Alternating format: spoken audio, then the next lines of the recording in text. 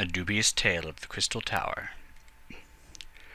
This story was first told to me when I was a neonate, newly studying in the Crystal Tower of Somerset. I was admiring the famous animal pens of the tower when I was approached by an older student. The fellow who told me this tale seemed very trustworthy at first, but as the reader will soon discover, the tale is very dubious indeed. Of course, I have told it since to other neonates of the tower in the same spirit. I offer the following for your august consideration, gentle reader.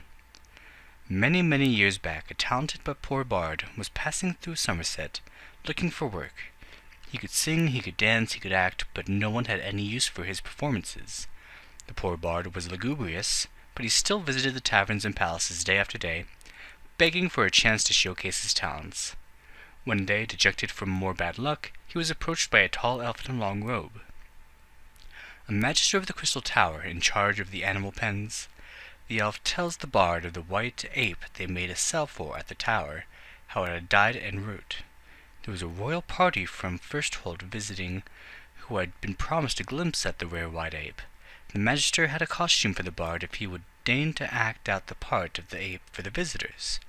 The bard had promised himself to take the first part that came his way, no matter how minor, so he agreed.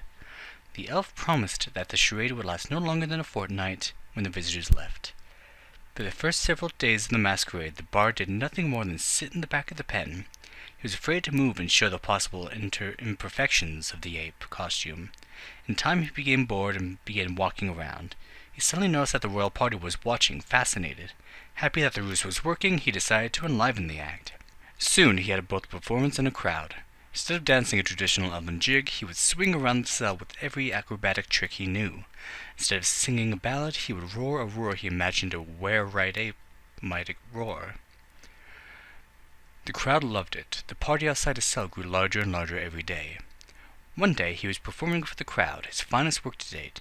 He swung himself round and round, roaring and bleeding. His hand slipped and he went flying through the bar and into the cell next door, where a snow wolf was in residence. Hackling its back and growling, the snow wolf began to inch toward the bard. Seeing no other way out, the bard screamed, "Help! Help!" The snow wolf whispered, "Shut up or you'll get us all fired."